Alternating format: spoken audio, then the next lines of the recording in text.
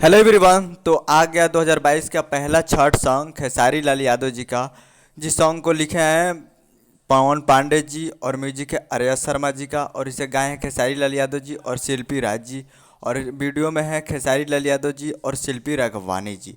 तो आज सुबह में 7 बजे 20 तारीख को रिलीज किया गया है, जो कि आपको स्क्रीन के ऊपर दिखाई दे रहा है, जिस सॉन्ग का टाइटल रखा गया है नारियल, जो कि song releasing on 20 October at 7 AM Saregama Hum Bhojpuri YouTube channel पे। आज 20 तारीख को सुबह 7 बजे ये सॉन्ग को रिलीज़ किया गया है। फुल वीडियो सॉन्ग में काफ़ी ज़बरदस्त है और सारे gamma Hum Bhojpuri YouTube channel पे आ चुका है। तो आप लोग अभी नहीं देखे हैं तो जाइए और जाकर सारे gamma Hum Bhojpuri YouTube channel पे फुल वीडियो सॉन्ग जाकर देखिए और प्यार दीजिए। काफ़ी ज़बरदस्त वीडियो सॉन्ग है। इसमें वीडियो में है खेसारी लाल यादव जी और शिल्पी राघवानी जी।